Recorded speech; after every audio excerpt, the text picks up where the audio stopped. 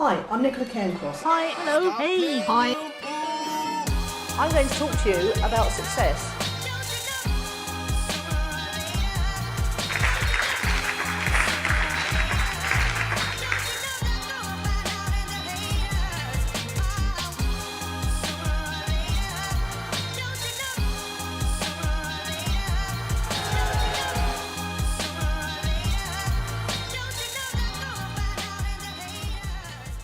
Yes. Hi everyone, it's Nicola here, and it's a bit of a grey old day in Stoupa. Yes, shock horror, we do get grey days here too. Not so often nowadays. Yeah, just wanted to update you with what's going on. The 30-day challenge for Be Everywhere Online has started. We've got about 70 odd people in there, and everybody's getting very animated and excited. They're on day 2 now, so basically I've chucked the whole thing down into tiny steps every day, and hopefully that's making people able to move through it. It's interesting how that works, isn't it? I think my brain just naturally chunks things down, so it's interesting how some people need a bit of help with that, but I'm happy to give it, and it's great fun to watch everybody moving through it. You may have noticed I am wearing not black today. I've had a delivery of not black clothes. How exciting is that? And I think there's a few more to come yet. I've even got some colours. This is denim, obviously. I've got jeans on as well. Don't die of shock. And it's really nice. It makes me feel a bit more normal. While it was good to not care about what I wore for a while, and while it was good just to throw anything on as long as it was black, I'm starting to get a little bit more interested in clothes again now, so that's making me feel good. What's not making me feel good this week is the Sahara sand from Africa. It's apparently every 5 years they get a wind that comes straight off Sahara, and they actually it brings a lot of sand over, and it's very, very fine. And I woke up a couple of nights ago and I thought I had my friend Stella's lurgy. She came back from England with a coughing lurgy, so I trotted off down the chemist yesterday afternoon and bought a bottle of cough mixture, because there's nothing I hate worse than being woken up at night by coughing that you can't stop. And it turns out I'm not sick at all. I was expecting to get sicker and I didn't, and I've just figured out that perhaps it's the sand that's bugging me. So I'm a little bit chesty today. I used to get asthma, but I haven't had it for years and years and years. A little bit chesty today, but I feel fine in myself, so fingers crossed. That, you know, I haven't been sick for so long. I was really not looking forward to it, so I'm very happy to have a reprieve. What else is news? We did our Right Club recording last week. We got 7 episodes done. We did 6, but 1 didn't record. Can you imagine the pain of that? A 1-hour podcast episode, and you have to go back and do it all again. Luckily, we were able to do it, although some of the jokes got left out and some of the others didn't sound quite so good second time round. But we pressed through, and we're very pleased that we've achieved it. So we're set now for the next 6 or 7 podcast episodes. That's about it for this week. If you want to get onto the waiting list for next week's Be Everywhere Online 30-day challenge, just come over to the blog, nicolacairncross.com/blog, and just scroll down till you find the blog post that talks about it, and I'll have swapped out the links in that by the time you get there to put you onto the waiting list for next time round. Let's get on with the show, shall we?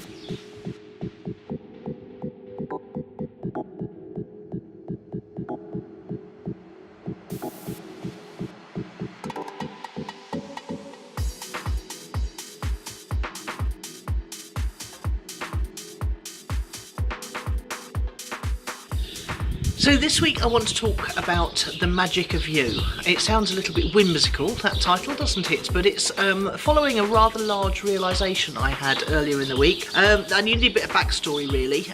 Basically what I've been doing is I've been following Creating the Impossible by Michael Neal, and I'm on day 40, and it's really nice because it's set out like a 90-day challenge with tiny little steps every single day, and what you have to do at the beginning is you have to take 5. He calls it taking 5. Actually, it's just clearing your mind and getting calm and banishing all other thoughts.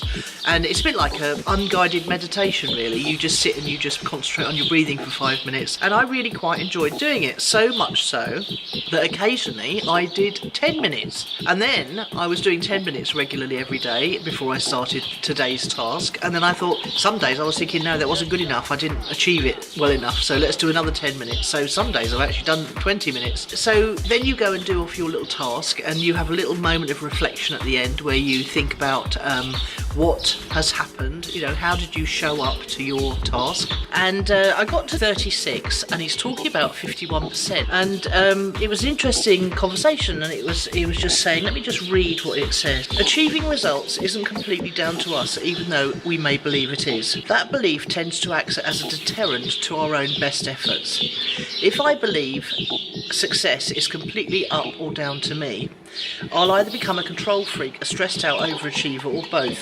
If I believe it's nothing to do with me, I'll probably do the minimum necessary to keep my job and my head above water, feeling lucky when things do go my way, and disconnected from the people around me and the tasks at hand. But if you think about it, you've got 50% likelihood of success. It doesn't guarantee you anything. And what he's saying is that in every endeavour, there's a 50-50 chance of success, and the 1% is you bringing your magic. And I sort of read that and I thought, okay, that's interesting. That's really great, because it means that, you know, that it's not relying on luck, but it is, and it's saying that you are special and you're bringing something special to the table. But it's saying that it is really a gamble whether you succeed or not, and it's a tiny, tiny odds. And I mulled it over for a few more days, and then I was listening to James Schramko, and he did an interview with Vishen Lakhani from Mind Valley, and Vishen was really interesting. I mean, I've read his book, The Code of the Extraordinary Mind, and really enjoyed it. And I was listening to it, and he was offering a new meditation. It's called a 6-phase meditation, and I like the sound of it a lot. It starts off, you think about what you're grateful for. That's one of my favourite things. Anyway, I went off and downloaded Vishen's 10-minute meditation. It's a guided one where he talks you through it. But I thought that'll be easier to do than the one where I just concentrate on clearing, you know, concentrating on my breathing. And as I was doing my sort of second or third version of Vishen's meditation, this whole thing about the 51% came back to me, and I thought that explains the money gym and why it took me so long to recover from that. Because I had my first success with a company called The Money Gym. I wrote a book, I wrote it as emails first, and I attracted a lot of people to the website, and I started attracting coaching clients, and I was doing all the things that I'd been told to do, and I was doing them consistently, and it had a magical result. But I always thought that that was external to me. And when it went tits up, as it did, in the global recession and the meltdown of the credit crunch, and I found, you know, that a lot of people were coming to the Money Gym to learn how to do property investment, and they couldn't do that anymore because they couldn't get mortgages, and the whole thing fell apart really.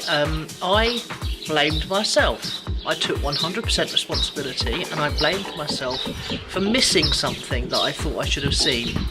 And when you think about this 51%, so, and then it took me ages to get back on my feet because I totally lost all my confidence. And when you put this 51% concept together with the concept that we're only ever 1% away from failing, then you start to get a glimmer of what did I bring to the table with the Money Gym that made it work? And it was me. And someone else might have done the Money Gym, but they would have done it in a totally different way. And they might not have succeeded, or they might have succeeded better, who knows?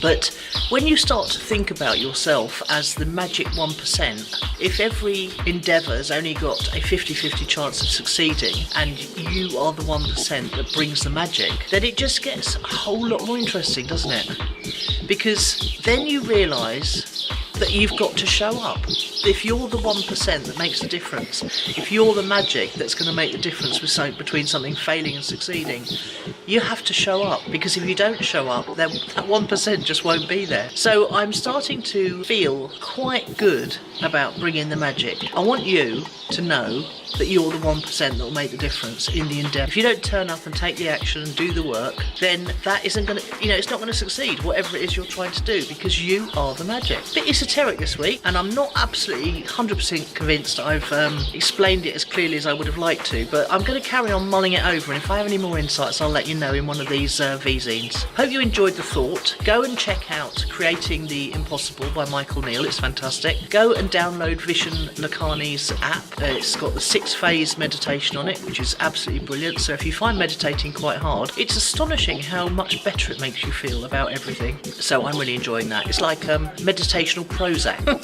So there you go. That and wearing clothes that are not black and meditating and having a lovely time all around. It's making me feel quite good this week. I hope that helps, and I'd love to hear your comments underneath, as always, on YouTube, Facebook, LinkedIn, or the blog.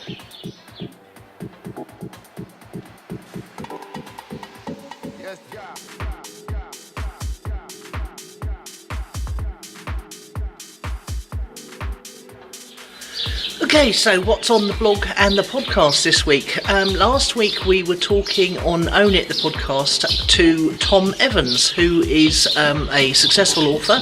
He's also a guy who knows all about creativity and works with people who want to become more creative. And then he started doing meditations as well and releasing those into the wild. He's now one of the biggest creators of meditations on an app whose name escapes me. But he's had nearly 1 million downloads of his one of his meditations. Isn't that astonishing? You just don't know what's going to happen when you let your stuff out into the wild. And that reminds me just incidentally that Own It was actually featured as one of the independent podcasts to watch on Radio Public last week. We had this massive spike in downloads and we couldn't understand where they'd come from. And then I got an email from Radio Public saying that we'd been featured, and it was really very exciting because we went from something like 300 downloads on one episode to 3,500 downloads on one episode. And the magic continued for most of the next week, and in fact I think we're still in their Indies to Watch chart. Now, did you know about Radio Public? It's really easy to put a podcast on there. I think you can actually record your podcast straight into Radio Public, or you can set up your podcast on Audio Boom for just $10 a month and syndicate it onto iTunes and Radio Public and Stitcher and all those other places. Unbelievably good value Audio Boom, and really exciting on Radio Public, because if you don't have any ads in your podcast, they will pay you per listen, per the time listened. So you can actually get paid according to how many people listen to your podcast for how long. How exciting is that? And on the Vzine last week I was talking about how to become more efficient with your workload, and why batching is so important, and why getting into your flow is so important, and trying to do the same kind of activities on the same days. So I'm going to leave you there, and thanks very much for being here every week. I've had some lovely comments on various locations on last week's Vzine, so let me know what you think of this one, whether you think it's the whole 1% thing is of interest, and let me know if you're meditating, and if so, how it's going for you. Is it making you feel better? Is it making any difference? Is it giving you creative insights? That's the exciting thing that it's supposed to do. Speak to you later. Bye.